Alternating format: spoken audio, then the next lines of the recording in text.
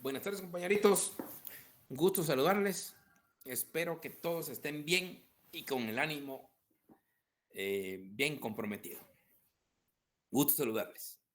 Bueno, vamos a continuar con lo que es nuestra sesión del Procesal Penal 2. Ya manejamos el tema de la escena del crimen, ya determinamos algún tipo de diligencias importantes a realizar. Ya expusimos la necesidad de los allanamientos, la necesidad de las interceptaciones de las telefónicas, que ya vimos que viene de la ley de contradelincuencia organizada. Ya vimos el tema de la autopsia, vimos el tema de los peritajes necesarios, de los informes necesarios a la SAT por el tema de las placas, el tema de las impresiones dactilares, que dijimos que en toda escena del crimen siempre se obtienen las impresiones dactilares y se manda directamente a RENAP, y RENAP, la idea que se tiene ahora, pues antes no existía eso, con la impresión dactilar recopilada, pues se manda a RENAP y RENAP ya establece una parametrización para determinar a quién pertenecen esas impresiones dactilares. Antes, increíblemente, solo era para aquellas personas que de alguna manera habían estado detenidas. Ahora ya no, ahora ya se cuenta con INASIF esa oportunidad. Por eso es tan importante y relevante las impresiones dactilares. Eso se da muchísimo en los robos de las casas. Pero también hay que entender que el delincuente de una u otra manera ha ido también perfeccionándose, y ahora por lo que he visto ahora en la zona de 16, he visto que tienen eh, guantes, porque es obvio, ya se percataron que desde el momento en que se entra a una escena del crimen, pues y deja sus impresiones dactilares, se tiene se corre el gran riesgo que se obtenga la impresión dactilar, se mande a RENAP y en RENAP ya se le hace el cotejo. Entonces, son las evidencias, la recopilación que se tiene para llegar a la orden de detención. Que yo sé que muchos de ustedes ya decían, bueno, con solo estas dos declaraciones ya orden de detención. No es así. Hay que tener, hay más, es importante tener entre mayores elementos se tengan para asegurar al procesado en la primera declaración, mucho que mejor. No nos vayamos solo con la finta de uno o dos testigos. Si tenemos la oportunidad de recopilar mucho más, yo sé que también tenemos la presión, el Ministerio Público, la policía, no digamos, tiene la presión de la población, de que las personas del mercado dicen, fue el gato fue, y yo no sé por qué anda libre y no lo han capturado y que no sé qué. Hay presiones. Porque la gente también, recordemos que solo habla, pero en el momento en que usted le quiera pedir información ya formal, ahí ya no quieren.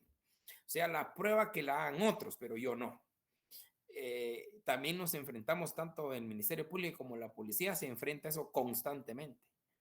Hay mucha gente que dicen, yo lo vi, pero yo no voy a declarar. Ah, sí, usted quiere justicia. Sí, yo quiero justicia, pero entonces usted, ¿por qué no entra al tema de la justicia? Y esos son problemas que se dan. No crea que es tan fácil obtener información de testigos. Solo lo quieren hacer referencia, pero no diga que yo fui. Entonces eso usted no lo va a ir a hacer al juez, decir, miren, existen unos testigos, pero ellos no quieren declarar. Eso tampoco le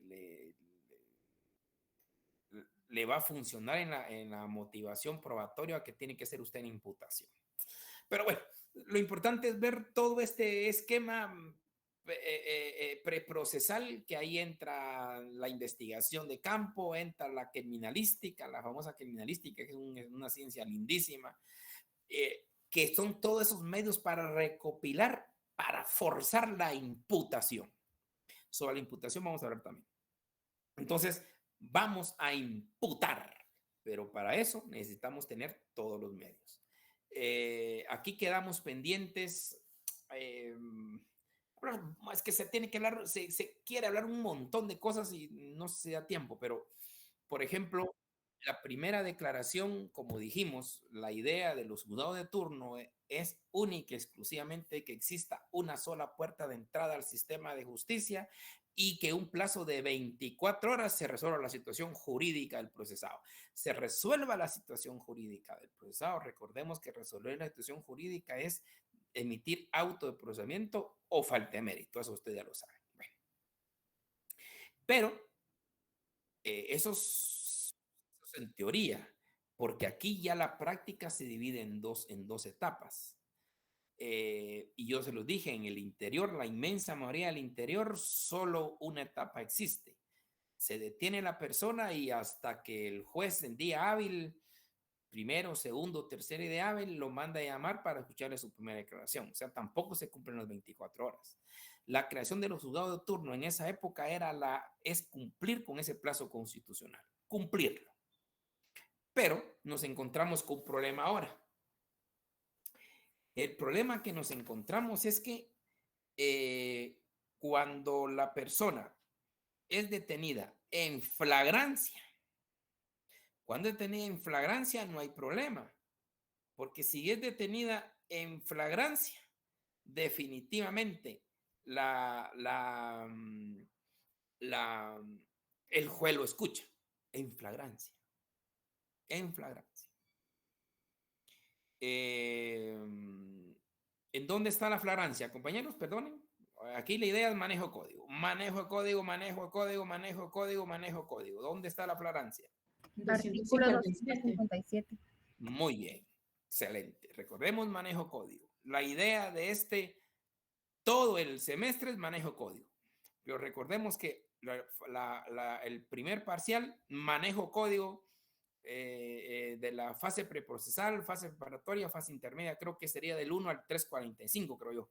Eso, manejo código, excelente, esa es la flagrancia. Ya sabemos la situación de la flagrancia. Entonces, si es en flagrancia, pues entonces se cumple a cabalidad el artículo 9. Imagínese usted, ahí se cumple a cabalidad. Entra la persona y en plazo menos de 24 horas a partir de su detención se le resuelve su situación jurídica.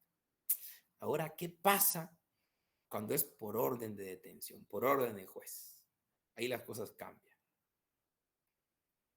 Cambian porque hay varios tenemos el problema, varios. El problema es que cuando una persona es detenida por orden de juez, lo llevan al juzgado turno, por supuesto.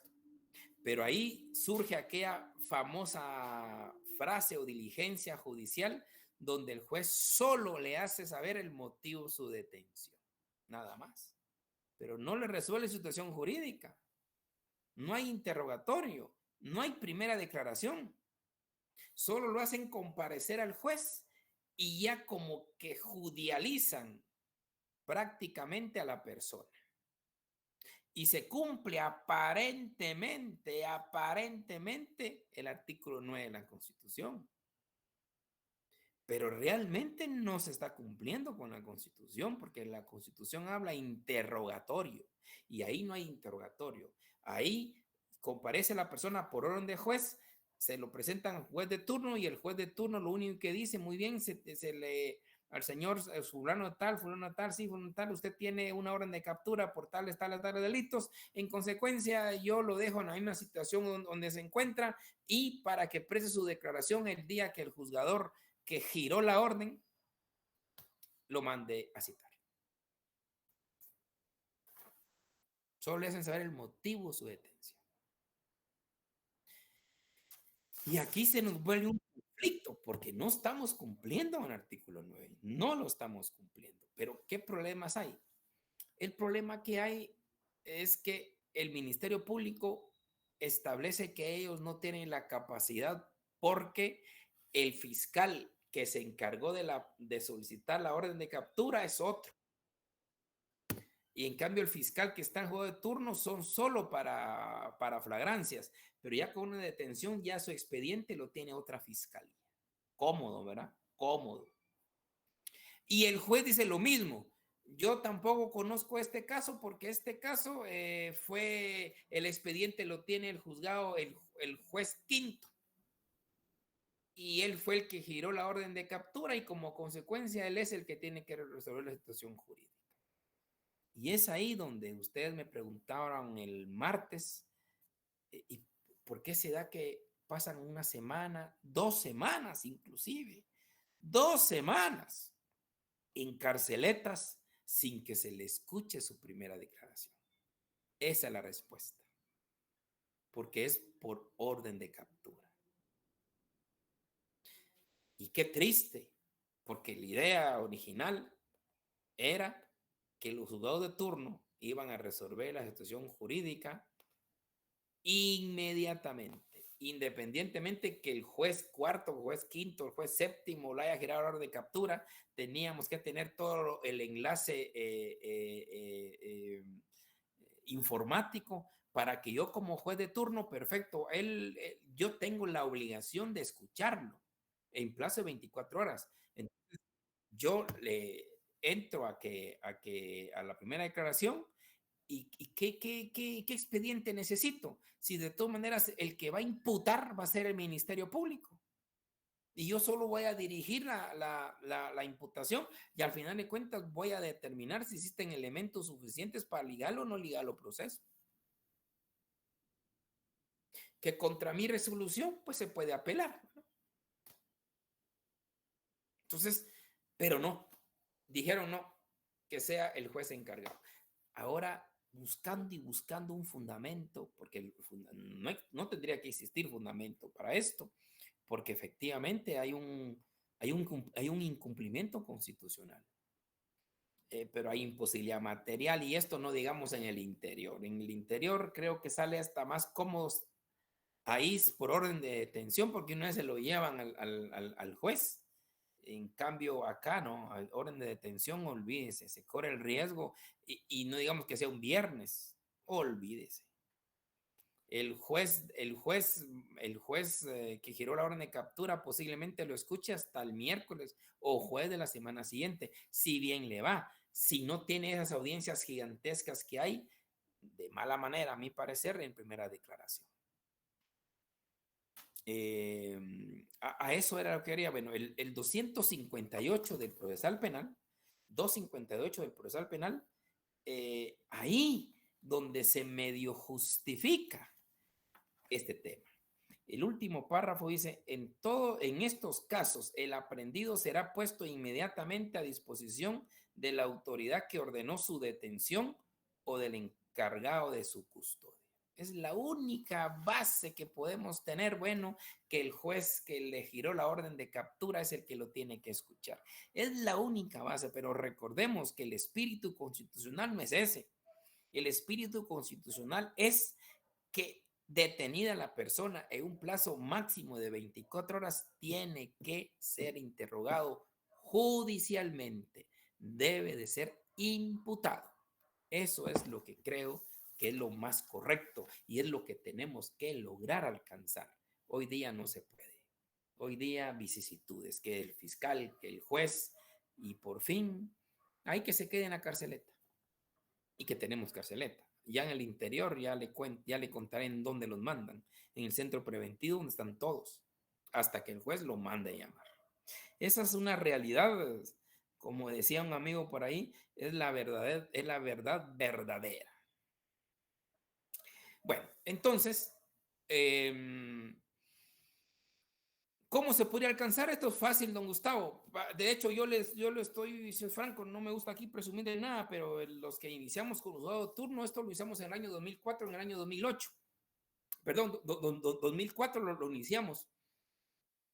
Y hasta el año 2008 se creó el juzgado de turno, todavía el juzgado de turno de Misco.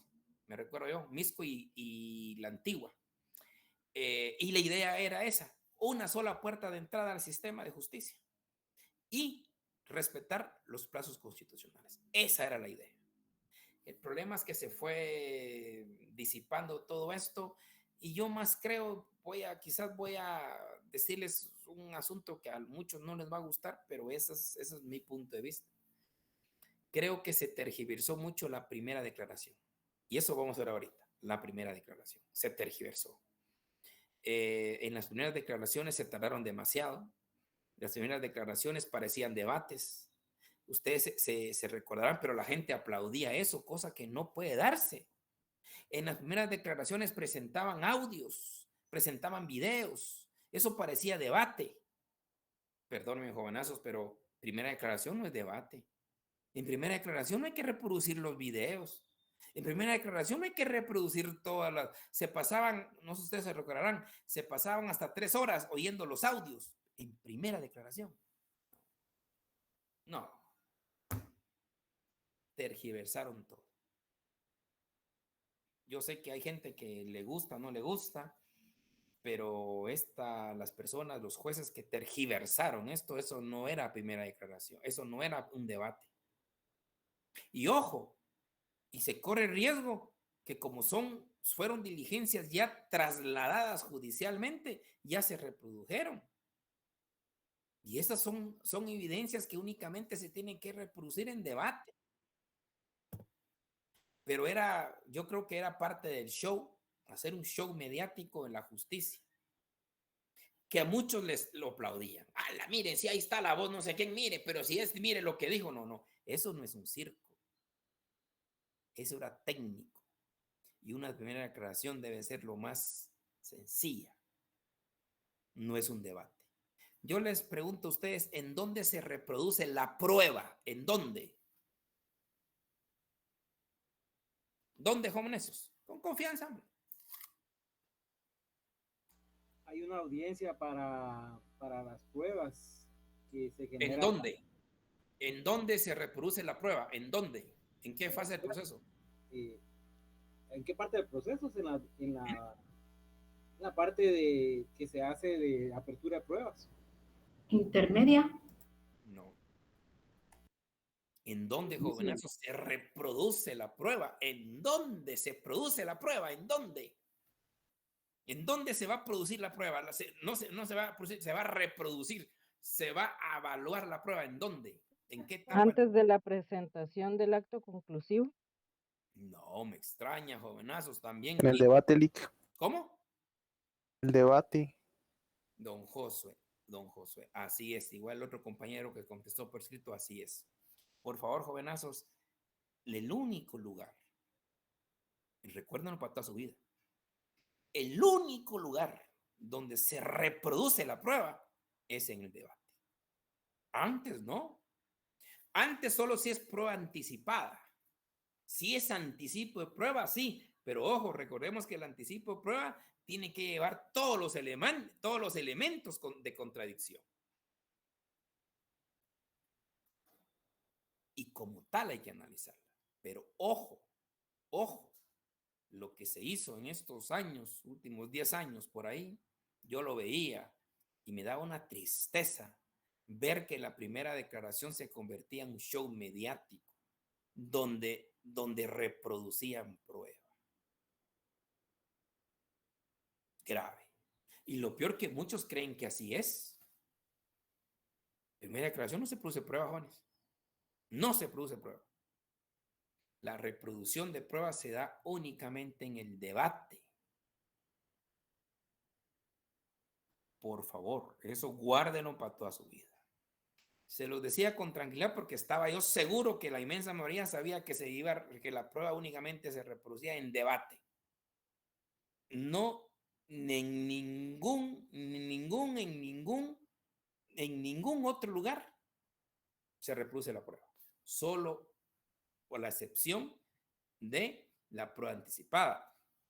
Pero sabemos que la prueba anticipada tiene una naturaleza. ¿Cuál es? ¿Cuándo se hace necesaria la prueba anticipada? Cuando el riesgo es muy alto para que la persona que pueda declarar o hayan pruebas puedan ser dañadas durante el proceso y se presentan anticipadamente para garantizar que ellas están, especialmente las de testigos. Sí, ¿anticipada a qué? ¿Por qué se llama anticipo de prueba? ¿Por qué se llama anticipo? Anticipada al debate. Ahí está. Ahí está. Es un anticipo de prueba porque se corre el riesgo que no vaya a llegar al debate. Por eso es que eso anticipo de prueba, porque la prueba únicamente se desarrolla en el debate, únicamente. Pero a veces hay necesidad, que el testigo va a fallecer, el testigo tiene mucha temerosidad, hay unas cosas que ya no se van a poder reproducir. Entonces, ¿qué hacemos? Hagamos un debate para esa prueba. Eso es. Pero en calidad de prueba anticipada. En calidad de anticipo de prueba. Lo que yo veía y muchos vimos ahí en lo mediático que hubo, es que pase el video tal y todo mundo viendo y dice uno, pero eso es debate. Eso es debate, eso no se produce en primera declaración. Pero perdonen, ¿por qué me salí un poquito?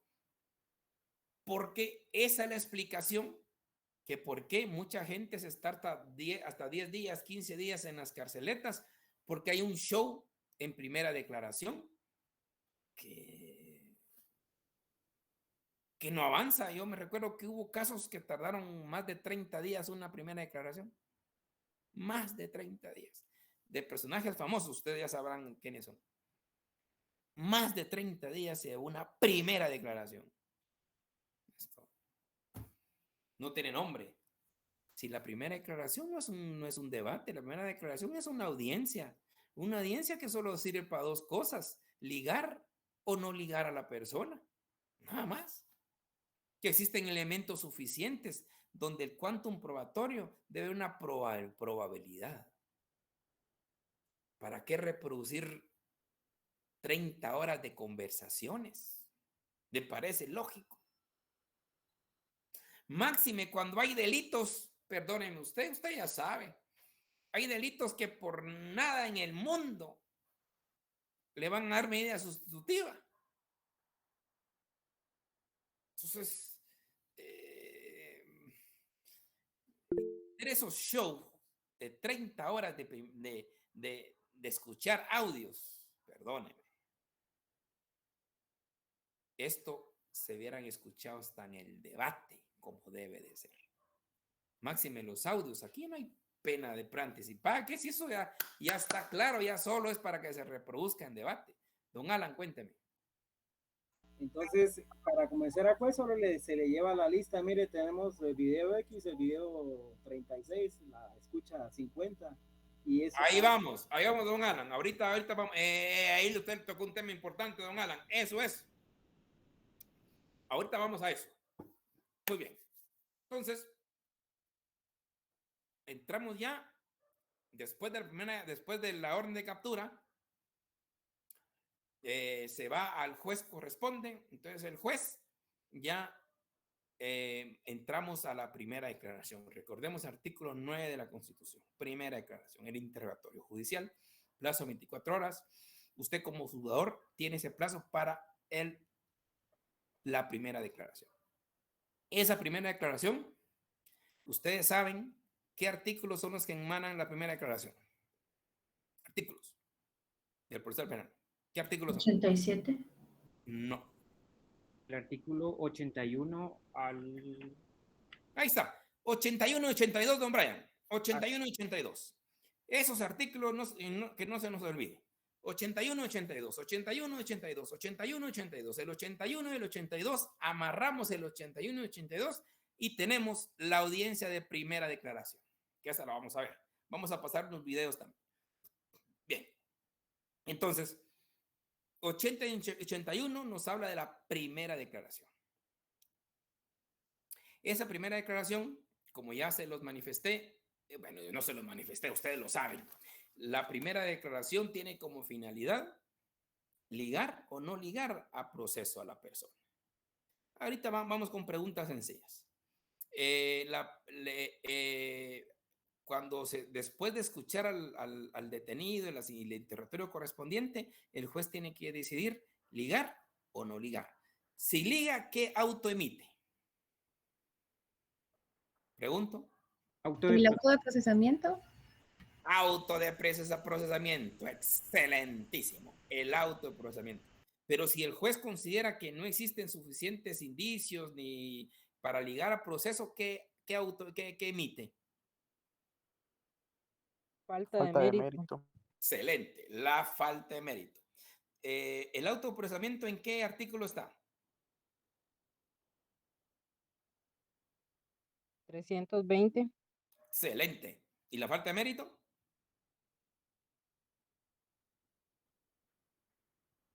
La FM le llaman mucho. 272. Excelente, la FM 272. Perfecto. Muy bien. Después de ligar al procesado, como lo ligó, le emitió autoprocesamiento, vamos a la siguiente fase, que es... Etapa intermedia. No. La- En la primera Medidas declaración, de La coerción. declaración del sindicato. no. Previo, primero la declaración del sindicato. Primero la declaración del sindicato. Con la declaración del sindicato, el juzgador va a determinar si emite autoprocesamiento o falta de mérito. Eso sí lo tenemos claro, ¿verdad? Autoprocesamiento o falta de mérito. Si le da falta de mérito, pues de una vez se va el sujeto, no hay problema. Ahora, si le emite auto de procesamiento, entonces vamos a la siguiente fase, que es, ustedes lo dijeron, Medidas de coerción. las medidas de coerción. Puede ser, ¿qué medidas de coerción le pueden dar? Prisión preventiva. Prisión Medida preventiva o medida sustitutiva. Perfecto. ¿Dónde está el artículo de la prisión preventiva? 259. Excelente. ¿Y la medida sustitutiva? 264. 264. Perfecto. ¿Qué circunstancias? Bueno, hablemos de tres circunstancias. Tres hablemos porque son tres para emitir prisión preventiva. Peligro de fuga. Peligro y fuga. Ajá. ¿Y? ¿Existe peligro y fuga? O Obstaculización a la persecución penal. obstaculización. ¿Fundamentos? Peligro y fuga. 262. Excelente. ¿Y obstaculización? 263. Y tres. Excelente. El peligro de fuga o la obstaculización. ¿Y el tercero cuál es para la prisión preventiva? Sustitución. No. Yo sé que hemos aprendido, hay dos circunstancias para imponer prisión preventiva, que Que es, no esté sujeta a medidas sustitutivas, tal vez. sí, que por ley se le tiene que imponer prisión preventiva. Esto es una reforma del legislador, creo que fue en el año 96, 97, donde el legislador ya le puso límite a ciertos delitos. Y esos, por favor, revisar esos delitos de los cuales no se puede otorgar medida sustitutiva. Hay muchas críticas en esto. ¿Cómo es posible que el legislador se entrometa a la función judicial? Porque la función, el tema de darle prisión preventiva o medida sustitutiva es una cuestión judicial. Pero acá se entrometió el legislador a la función judicial. Eso también es cierto. Pero también es cierto, es que aquí hay de todo, va, compañeritos, hay de todo. Se encontró en el camino unos jueces que la verdad se oían barbaridades. Entonces no se les, por desgracia, pues no, ahí fue donde el legislador con presión social dijo no, a determinados delitos, así le cortamos las manos a los jueces. Porque lamentablemente, como de todo hay, habían jueces que hacían su agosto, pero su gran agosto en narco, asesinatos, homicidios, hacían de todo. Entonces, se daba ese problema o se dio ese problema a raíz de esto, pues el legislador intervino y dijo no, señor juez, en determinados delitos que les aparecen en el 264, ¿qué delitos no gozan de ninguna manera una medida sustitutiva? Mencióneme tres, por favor. Homicidio. ¿Sí? Parricidio. Sí. Douglas, cuénteme. Asociación ilícita.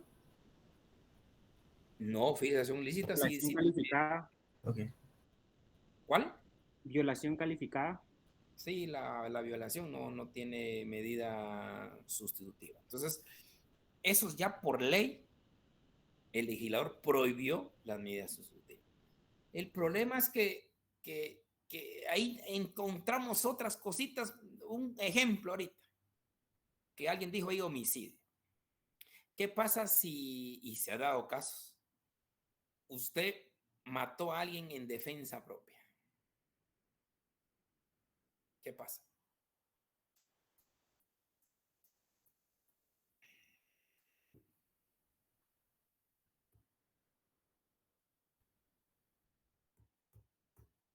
Bonito, ¿verdad? Yo el tema del homicidio sí siempre lo he criticado por el cual, ¿por qué se le prohibió directamente al juzgador? Porque se pueden dar estos casos de homicidio y se han dado en defensa propia. Recuerdo a lejos un señor de un autobús hace muchos años. Pero eso es un tema de derecho penal que no voy a entrar ahorita en el ámbito sustantivo. Pero lo metieron preso por homicidio porque mató a dos mareros en defensa propia, dentro del bus. Entonces lo llevaron. Y exacto, pasó 9 meses y la gente suplicaba, mire, pero él es un gran héroe, ¿y cómo lo meten preso? Y pasó 9 meses preso. Hasta que en el debate se determinó que efectivamente fue en defensa propia. Pero imagínense. Esas cositas son las que creo que también se extralimitó mucho el legislador. Totalmente de acuerdo con Narco, porque eso se daba un montón allá en Izabal y todo el asunto, el tema de los narcos, y por eso es que hacían su agosto y ellos tenían la facultad total de otorgar medidas sustitutivas, ¿no? Ahí vino la situación de la prohibición legal y ahí establecieron esos tipos penales en los cuales no se puede otorgar medidas sustitutivas. Perfecto. Muy bien. Entonces, cuando se logró determinar la prisión preventiva o medida sustitutiva, pues ahí se da, en principio, se concluye la primera declaración. Perfecto. Ahora, una pregunta para ustedes. Le impusieron una prisión preventiva que no tiene prohibición legal, que no tienen prohibición legal para otorgar medidas sustitutivas, que no tienen prohibición legal. Ahorita alguien preguntó, hay que revisar el 264. En el 264 ya aparece hasta el final, como se alargó tanto ese artículo, hasta el final nos habla qué delitos no gozan de medidas sustitutivas. El 264. Ahí aparecen las medidas sustitutivas, pero al final empezaron a agregar qué tipos penales no gozan de medidas sustitutivas. Entonces, pero en el caso que lo estoy planteando es,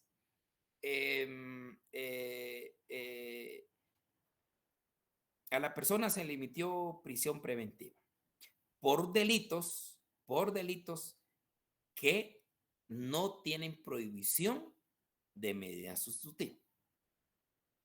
Entonces, al paso de los días, usted quiere plantearle algo al juez para quitarle la prisión preventiva. ¿Qué audiencia solicitamos? Revisión de la medida de coerción. Excelente, la revisión de la medida de coerción. ¿Qué artículo es?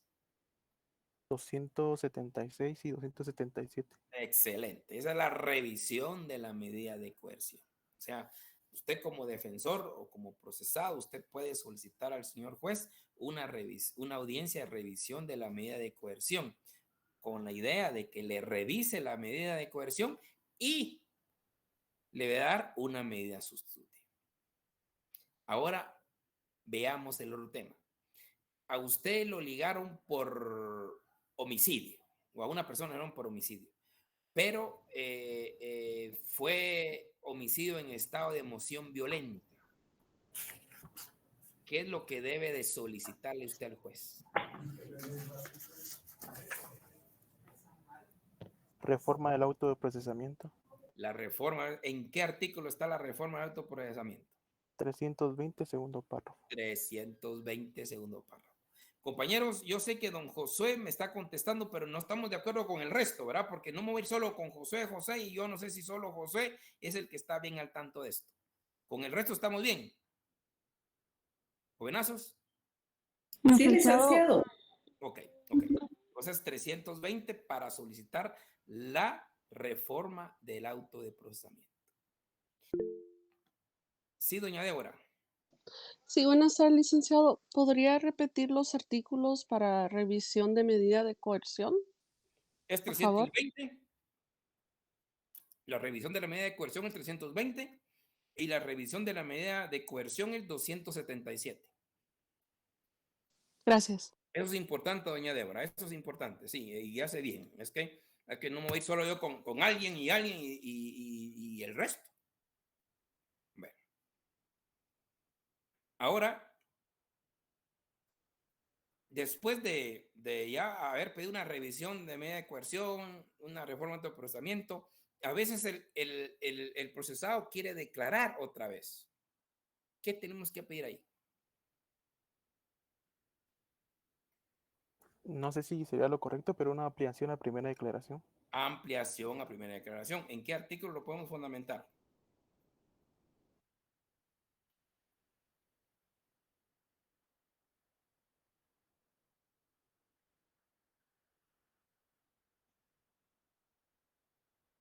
En el 337, querellante, objetar la acusación. ¿No? No. Don Josué. Es que no me recuerdo del fundamento. Ok, ahí nos encontramos. 235, ¿no será? No, en el 87. Miremos el 87. El 87 dice que el procesado puede declarar cuantas veces lo desee. Entonces, en el 87 es el fundamento para solicitar la ampliación de la primera declaración. Entonces, ya hemos emitido la falta de mérito, medida sustitutiva, prisión preventiva, hemos hablado sobre la medida de coerción, la reforma de autoprocesamiento, la reforma de la medida de coerción, la ampliación de la primera declaración, y ya sabemos pues que 3 o 6 meses es lo que dura la fase preparatoria. 3 meses cuando se le emite una prisión preventiva y 6 meses una medida sustitutiva de conformidad con el 324 bis. Sí, don Josué. Yo tengo una duda, por ejemplo, cuando es una acusación alternativa, creo que el código también regula de que se le debe de escuchar al sindicado, pero no sé si también ahí también es el fundamento de la ampliación de la primera declaración o también se lleva eso. No, en el momento de la acusación alternativa, porque el acusado tiene que saber exactamente los nuevos hechos que se le hagan ver. Esa es la misma ampliación de la acusación o de la alternativa. Solo yo creo también otra pregunta, por ejemplo, cuando se da reforma del auto de procesamiento, ¿qué pasa con el plazo de investigación? O sea, ¿hay un nuevo plazo? Sí, no, continúa. O sea, se fija en el auto de procesamiento, desde ahí inician los 3 o 6 meses. Ajá. Si hay reforma, no importa, porque la reforma de autoprocesamiento lo único que da la finalidad del auto de procesamiento es ligarlo a determinado delito. Y cuando se modifica, se reforma el autoprocesamiento, la idea es modificar el delito. Y muchas veces se hace la modificación del delito con la idea fundamental de obtener una medida sustitutiva. Eso es fundamentalmente. El ejemplo que les di es, alguien está siendo procesado por homicidio. Entonces, usted como abogado le puede solicitar al juez una reforma de auto de procesamiento para solicitarle que se modifique la calificación jurídica, ya que hay elementos suficientes que determinan que su patrocinado lo hizo en un estado de emoción violenta y no como un homicidio doloso normal, sino en un estado de mención violenta y le demuestra las evidencias o lo que tenga, psicológica y todo lo demás, o problemas del pasado, o lo que sea, y con eso su pretensión es que el juez le modifique el de homicidio por homicidio en estado de emoción violenta.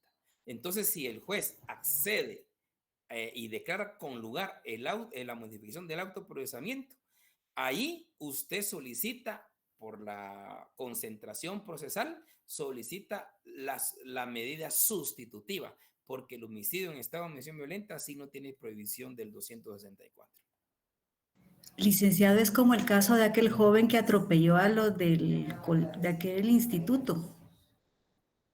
Pues mire, qué interesante ese caso más que todo es materia penal, ¿no? Usted lo sustantivo, como es Guatemala es un poco complicado, pero la verdad es que yo desde un momento siempre creí que ahí él había estado en estado de omisión violenta. Creo que a él lo empezaron a apedrear, creo, yo no sé más del caso, pero yo creo que ese ya hay sentencia, creo yo.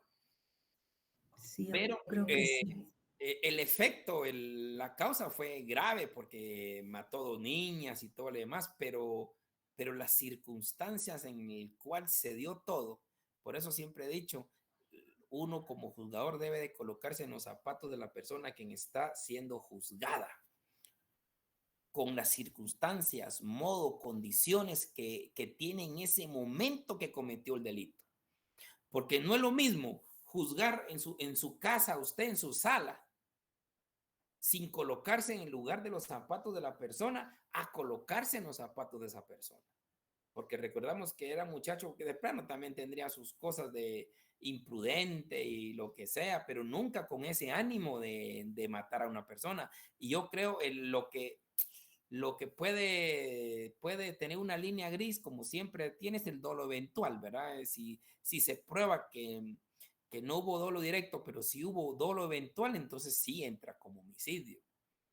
Y si entra con un dolo eventual, pero en un estado anímico que él ya no pudo controlar y que por ese estado de emoción produjo ese resultado, pues ni modo, ahí entraría el estado de omisión violenta. Pero ese caso, qué interesante, así es, o sea, y eso es lo que suele pasar en los juzgados. Muchas solicitudes de reforma de autoprocesamiento es por eso. La idea es cambiar el delito para que en esta misma audiencia le den una medida sustitutiva. Eso es fundamentalmente. Después, pues ya sabemos, después de la fase preparatoria, que ya sabemos que dura 3 o 6 meses, están los actos conclusivos, que es la acusación, el sobreseimiento y la clausura. Jovenazos, hasta aquí exactamente vamos a ver en primer parcial. Hasta aquí. Yo sé que ahorita han estado preguntando, ahorita vamos a hablar sobre ese tema de las audiencias. Entonces, del 1 al 345, por favor, tenemos que releer nuestro código, releer que lo que va a venir es exactamente lo que hemos platicado. Lo más importante es tener contenido de nuestro código procesal penal. Bien aprendido la articulación, tampoco les voy a preguntar qué dice el 348, qué dice el 18, no, tampoco, no. Tener la noción de las instituciones del procesal penal y las instituciones muy importantes, obviamente, es así saber el fundamento. Es importante que hoy día las audiencias, bueno, hay unas, yo creo que ya no, pero en nuestro caso, que no son audiencias presenciales, tomar en cuenta el acuerdo 35-2020, por favor, de la Corte Suprema de Justicia, se lo pueden bajar ustedes por internet, que ahí es donde se le permitió a los juzgados a nivel nacional de poder hacer audiencias virtuales. Y tenemos que fundamentarnos en ese 35-2020 por las audiencias que vamos a hacer. En el momento en que aperturemos la audiencia, tenemos que hacer valer ese acuerdo 35-2020 de la Corte Suprema de Justicia. Recordémoslo. Otro tema importante a tomar en cuenta son las notificaciones. estos últimos años es increíble, pero los grandes saltos que ha dado la tecnificación de la justicia. Tenemos el decreto 12-2012 del Congreso de la República, el decreto 15-2011 y el decreto último 13-2022, que estos ya nos hablan de las notificaciones electrónicas. De hecho, es importante cuando ustedes se gradúen, que esperamos que sea lo más pronto posible, cuando nomás ustedes salen del colegio de abogados, tienen que ir a inscribirse a la Corte Suprema de Justicia para una juramentación, un acto de juramentación. En ese acto de juramentación le piden a usted de una vez su correo electrónico, porque ese correo electrónico va a quedar enmarcado para que le puedan abrir su casillero electrónico y usted pueda recibir todas las notificaciones en ese casillero electrónico. Y qué interesante, porque esto no se daba antes esperar la hoja de papel. Hoy no. Hoy usted está en cualquier lado y le llega una notificación a su correo, donde le dicen, revise su correo electrónico, revise su casillero electrónico del mismo judicial, porque tiene una notificación del juzgado tal. Muy bien. Entonces usted de su celular recibe esa notificación. Después usted ya se mete a su casillero electrónico, en el casillero electrónico ya es personalizado con el organismo judicial, ahí le sale a usted ya las notificaciones, las resoluciones que le están notificando. O sea, esto ya es un gran avance hace algunos años. Hace unos años era imposible esto. Uno tenía que ir forosamente a ir a rogar a los juzgados para que le notifiquen. Se andaban casos que alguien hasta para no darse por notificado, hasta se comía las hojas de papel para decir que nunca me notificaron. No, hoy no. Hoy ya está todo electrónico. De hecho, lo que se pretende en un futuro y que hay unas instituciones judiciales ya la tienen es el cero papel para que todo sea electrónico. Pero tener presente esos decretos 13-2022, el decreto 15-2011 y el 12-2012 del Congreso de la República, que en el tema de las notificaciones. Y esto le viene bien porque usted ya se va a manejar máxime con esta sofisticación que ustedes tienen, todo es por casillero electrónico. Y si usted va a litigar a la CC, la misma cosa. Usted tiene que señalar un lugar para sus notificaciones en correo electrónico y que le crean su casillero electrónico dentro de la propia CC. Esto es gran avance, ¿verdad? Porque nos evitamos de esas situaciones de que usted tenía que ir o tenía que mandar a su procurador para ver a ver si le hacían el favor de notificar. Hoy esto ya es mucho más rápido. Me llama mucho la atención, por ejemplo, si ustedes tienen un caso de accidente de tránsito, ¿cómo lo van a solucionar inicialmente?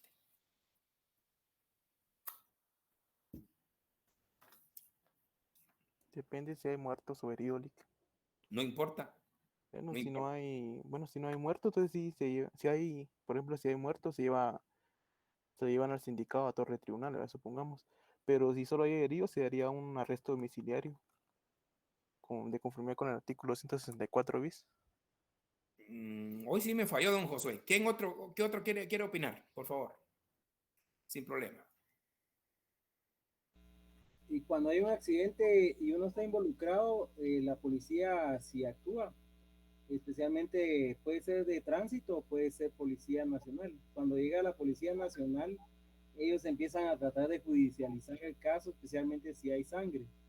Ellos dicen eso, o sea, hay un herido o muerto. No. Miren, pues, ustedes ahorita son abogados, ustedes ya son abogados, están en su casita y resulta que lo llama un amigo y le dice, mira vos, haceme la volada, detuvieron a mi hermano, lo tienen ahorita en el kilómetro 10 porque accidentó a dos muchachas y parece que las mató.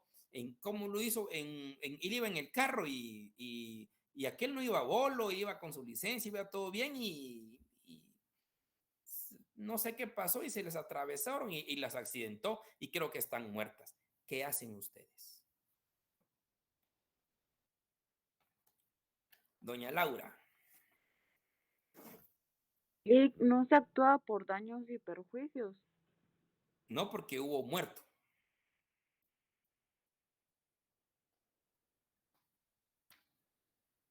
¿Qué hacemos, compañeritos? Y estos, perdónenme, prepárense porque esos son los primeros casos que ustedes van a tener. Los primeros casos. Y espero que sean pronto. Doña Débora, cuéntenos. Ir al lugar donde ocurrió el accidente. ¿Sí? ¿Qué más? Por supuesto que tiene que ir al lugar, doña Rosita. ¿Qué hacemos ahí? Porque recuerden que el hermano de su amigo es el que está detenido ya en kilómetro 10.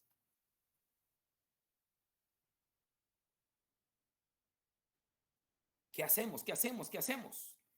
Y esto es importante porque, por favor, compañeritos, esto es de todos los días casi. Son los primeros casos que van a tener. Recuérdense de mí, los primeros casitos. Bueno, no se lo voy a hacer cansada. Revisen, por favor, el 264 bis. Ahí habla de arresto domiciliario en hechos de tránsito. Tampoco lo estoy yo reinventando la rueda. Esto ahí lo dice nuestro procesal penal. Por eso me interesa el manejo código, el manejo de código. Aquí nos dice que la persona, es más, hasta el propio policía le puede dar un arresto domiciliario. Imagínese usted. Porque es un accidente de tránsito. A todos nos puede pasar. Y si usted se va allá, y ya los compañeros, los amigos ya tienen hasta, yo creo que esto hasta encuentran ustedes por internet, actas de arresto domiciliario en accidentes de tránsito. Y ojo, don Josué, ahí no importa que exista sangre o no sangre. Es un accidente de tránsito. Accidente de tránsito. O sea que uno, o sea, ya lleva un acta más o menos redactada. Bueno, en ¿Sí? este caso, pues, llevarla en algún dispositivo como para terminarla de colocar los datos, que Así sea es. de arresto Así domiciliario. es. Así es. Ahí está el 264 bis. Dice, cuando se trate de hechos por accidentes de tránsito, los causantes de ellos deberán quedarse en libertad inmediata bajo arresto domiciliario. Ojo. Y eso es lo que ustedes tienen que ir directamente, y eso ya los muchachos ya lo saben, ya, como dice doña Rosita, ya tienen un machote, ya solo se llena y se firma y ¡tas! Ahí está. Ese es el respaldo y me llevo al amigo de mi hermano a su casa. Eso sí, tiene que presentarse al día siguiente hábil al juzgado que corresponda. Eso es indispensable. Pero esta reforma nos vino bien, porque quiera que no, accidentes, señores, son accidentes. Accidentes, nadie estamos libres de no cometer un accidente. Nadie. Todos. Hasta en bicicleta puede cometer usted un accidente grave. Hasta en bicicleta. El requisito, lo dice el 264 bis, dice, no gozará del beneficio la persona que en el momento de hecho se encontrara en alguna de las situaciones siguientes. Pero eso no era el 264 bis. Dice, en estado de ebriedad o bajo efecto de drogas o estupefacientes, sin licencia vigente de conducir, no haber prestado ayuda a la víctima, haberse puesto en fuga u ocultando para evitar su procesamiento. Si la persona, el amigo, el hermano del amigo, tiene licencia vigente, no está bajo efecto de licor de ningún tipo, no se dio a la fuga, prácticamente esto es para él, el 264 bis. Aunque hubiera fallecido. Por eso, accidentes de tránsito. Es que accidente de tránsito, jovenazos, ¿cómo explicarlo? Ustedes ya lo saben, ya vieron derecho penal, ya vieron lo que es la imprudencia en sí. El accidente de tránsito es accidente. Nunca hubo dolo, salvo que en el camino se demuestre la eventualidad del mismo, ¿verdad? Pero eso es otro tema. Pero mirando accidente de tránsito. Pueden ser niños, pueden ser ancianos, perdone, lo siento, son un accidente de tránsito, se le van los frenos. O por estar viendo una patoja pasa trayendo a otra persona. O estar viendo su famoso celular y pasa trayendo a otra. Son accidentes, son accidentes. Por eso es importante el 264 bis, por favor, no olvidarlo. Don Jonathan.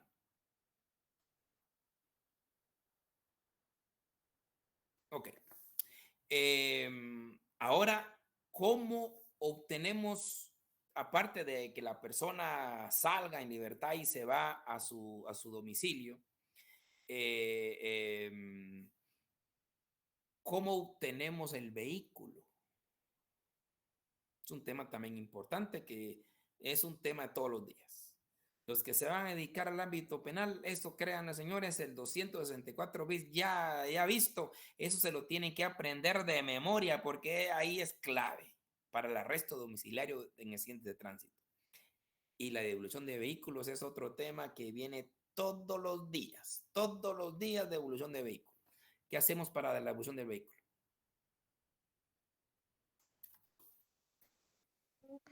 Nos presentamos al juzgado a donde hayan emitido el caso y se hace la solicitud del vehículo, pero previo creo que se debe pagar una fianza para poderlo sacar. No. Fundamento, jóvenes, un fundamento de la devolución de vehículos. Esto es otro artículo que deben tener presente. Por favor. El artículo de la devolución de vehículos, ¿dónde está? 202, en el tercer párrafo dice: los vehículos deberán ser devueltos a su propietario inmediatamente después de que se hayan practicado las diligencias pertinentes sobre ellos. Excelente. ¿Y el otro parrafito? ¿Qué es el que más me gusta? Dice: en todo caso, la devolución deberá efectuarse dentro de un plazo que no exceda de 5 días, Ahí está. salvo casos de fuerza mayor. Ahí está. Ya recordamos, por favor, y dice: siendo responsable el juez de cualquier daño o perjuicio sufrido por la demora injustificada. Este es un artículo, por favor, jovenazos, de enorme importancia para los que van a litigar o que tengan presente el 202 de su procesal penal, 202 de devolución de vehículos. Pero tenemos un caso, unos asuntos reales y unos formales, ¿verdad? También ustedes lo saben, que esto se oye muy bonito. De hecho, me recuerdo que fue una reforma interesante e importante porque se da un plazo de 5 días para la devolución de vehículo. ¿Qué pasa en la realidad? En la realidad se llevan el vehículo y puede pasar hasta un mes. Y ojo, y no es fianza lo que le cobran, doña Rosita, lo que le cobran son los días de estar el vehículo en el predio. Y entre más tarda el vehículo en salir, más tiene que pagar. O sea, hay mucha injusticia con la devolución de los vehículos. Es demasiada injusticia. Y esta reforma nos vino a dar una luz en el camino. Pero ojo, perdonen ustedes, solo fue luz, porque la realidad sigue siendo la misma. Pueden pasar un mes, pueden pasar mes y medio, pero ¿cuál es el problema? El problema es que ahí sí culpa al Ministerio Público, muchísimo. Son malas prácticas que todavía, por desgracia, se mantienen. Y se quiso solucionar pero si no le da seguimiento a las cosas, se quedan. Se logró hacer una circular en estos últimos años en el Ministerio Público para hacer cumplir este 202, pero caemos a lo mismo. Porque resulta que el peritaje, hubo ese accidente, ¿verdad? Hubo dos fallecidos. Se llevan el vehículo. ¿Para qué se lo llevan? ¿Acaso el vehículo va a ir a primera declaración? Pues otra cosa que vamos a ver con la primera declaración. ¿Acaso el vehículo se lo van a llevar a la primera declaración? No se lo van a llevar. Desde el momento en que se haga la escena del crimen, de una vez, tómenle las cámaras, tómenle las fotos, tómenle las películas al vehículo y entonces ya el juez que lo entregue en un plazo de 5 días. Miren lo que dice el segundo párrafo, qué importante. Dice: siendo responsable el juez. Aquí nunca ha existido un caso que se responsable el juez.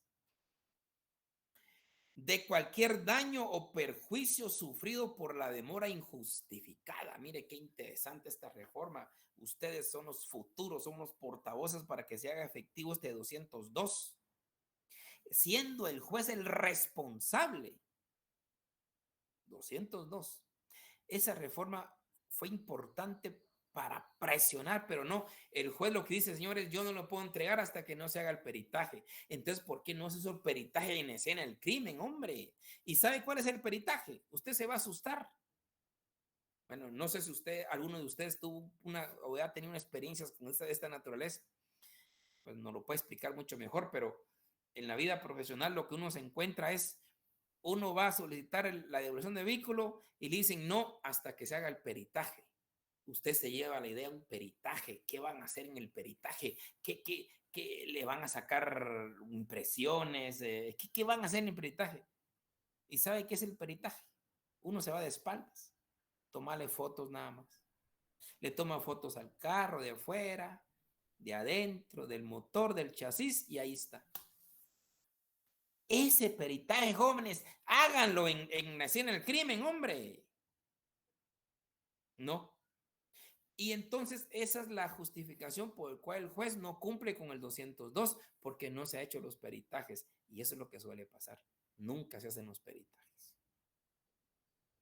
Pero se los traía a colación para que ustedes tengan presente el tema de la devolución de vehículos, que es una materia constante. Hablemos de la pena natural. ¿Cuál es la pena natural y en dónde se encuentra? Esto es importante.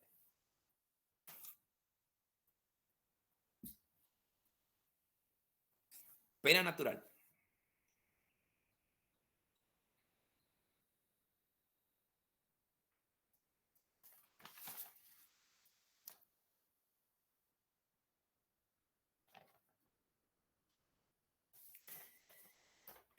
Don Josué, pena natural. ¿Qué es la pena natural?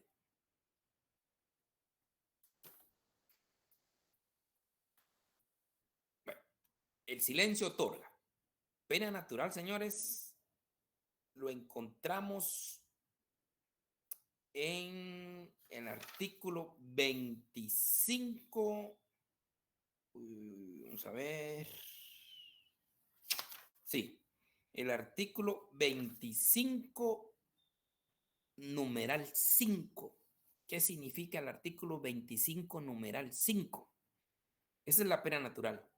Y es importante que lo sepamos también. Dice que el inculpado haya sido afectado directa y gravemente por las consecuencias de un delito culposo y la pena resulte inapropiada.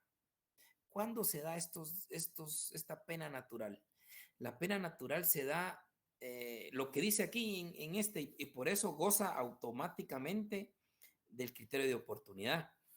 El padre de familia, la madre, el hermano, el hijo, que de manera imprudente, por faltar a ese deber objetivo de cuidado, no se da cuenta que su hijo está bajo el carro o su hermano o su papá y lo mata. Dígame usted. Por eso es pena natural. Ya la pena ya la tiene. En primer lugar, jamás quiso lesionarlo, jamás quiso matarlo. Fue un error suyo. Entonces, ¿cómo va a venir el Estado a castigarlo más? Si ya con la pena natural que ya tiene, más que suficiente. Ahí entra también el criterio de oportunidad. 25.5. No es conciencia, no es cargo de conciencia, no. Esto es un amor propio que usted le tiene a su hijo. Es un amor propio que le tiene usted a su madre. Y usted jamás, o su hermano, jamás quería lesionarlos, mucho menos matarlos. Pero hay una imprudencia de su parte. Una imprudencia, recordemos que es faltar al deber objetivo de cuidado. Esto suele pasar mucho en los garajes. El niño está debajo del carro. El papá va tarde y dice, bueno, ya me voy al portón y me voy, y no sabe que el niño está ahí. El Estado no va a venir a meterlo preso todavía. No. Suficiente con el hecho de estar esa pena. Eso se llama pena natural. Suficiente con esto. ¿Puede pedirse la suspensión condicional de la persecución penal? No, ahí es criterio de oportunidad. Ahí le está dando pues. directamente el 25.5 la salida que se va por criterio de oportunidad. Ok. Directamente. Ahí sí no. Es por lo mismo, pero dice taxativamente en delitos culposos. Si es doloso, jamás, ¿verdad? Porque ahí no va a haber pena natural de nada. Bueno, entonces estamos con la primera declaración. Ustedes no se preocupen, jovenazos. Yo sé que quedamos para el día de hoy en 8, pero ojo, todavía no los voy a aventar porque vamos un poquito atrasados. Tenemos que ver las audiencias. Tenemos que hacer la imputación. Entonces, si no lo hacemos de hoy en 8, lo hacemos para el martes próximo. Ustedes tranquilos, ¿ya? Ahora voy a hablar sobre esto. Me quedan temas pendientes, pero voy a hablar sobre esto. Los primeros 5 grupos que me pasaron, yo les pasé los primeros 5 casos. ¿Estamos de acuerdo con eso? ¿Jovenazos? Sí, licenciado. Muy bien. Entonces, el grupo número 1, dije, iba a estar compuesto por Wambin Isabel Rodríguez. Bien. Y a ellos ya les mandamos su casito, ¿así es? Sí, así es, licenciado. Muy bien. El segundo grupo, Ana Azucel Cruz. El segundo grupo también ya le mandamos su casito. El tercer grupo es de Dulce Argentina. También ya le pasamos su casito. Son casitos pequeños. Yo había pensado en proporcionarles prevenciones policiales, pero no, yo creo que mejor porque es un casito nada más. El cuarto, María Giovanna, que también le dimos su casito. Y el número 5, el de Enedelia Maribel, que también le dimos su casito. Perfecto. Vamos a empezar con estos grupos, nada más. Vamos a empezar. El resto también vamos a hablar cuando ya se me conformen el resto y vamos a hablar sobre qué audiencias vamos a trabajar. Pero ahorita, por favor, lo único que quiero es que estos 5 grupos inicien, que el arranque es lo más complicado. Es lo más complicado. Ya después ya nadie nos detiene. Entonces, nos vamos a concentrar única y exclusivamente en estos 5 grupitos, por favor. Pero, antes de eso, vamos a terminar lo que me queda ahí pendiente de hablar. Después voy a entrar directamente al artículo 81 y 82. Directamente. Ahí es mi deber darles el tema de la primera declaración, todos los procesos de la primera declaración y ustedes lean el artículo 81 y 82, pero eso no dista a que yo ya tengo todo preparado de la primera declaración y también vamos a ver videos, tengo unos videos acá. También vamos a preparar al fiscal, porque recordemos que el fiscal es el que lleva a la larga. Aparentemente creen que es el juez. El juez solo tiene una guía, pero el que carga más es el fiscal, jovenazos. Ustedes miran el artículo 81 y 82, dice el juez, el fiscal intimará, que es una palabra que no me gusta, que no es la correcta, pero bueno, ahí está, dice la ley. Pero lo correcto es la imputación. Entonces el fiscal imputará. ¿Cómo va a imputar el fiscal? También lo vamos a ver. O sea, no nos pongamos tensos, ¿de acuerdo? Esto lo tenemos que aprender aquí antes de las audiencias. Ahorita estoy solo terminando algunos aspectos eminentemente legales de manejo código, nada más. Terminando ya todo el manejo código, empezamos ya con la audiencia de primera declaración. Y vamos a tener una plática dentro de la primera declaración, lo que es la imputación. Y también les tengo videos de la imputación. Ya cuando terminemos esto, entonces ya iniciamos con los grupitos. Entonces, los 5 grupitos iniciales, está bien que me lean el artículo 81 y 82, está bien. Pero vamos a ver esto con mayor detalle. No los voy a lanzar directamente, no, lo vamos a ver con mayor detalle.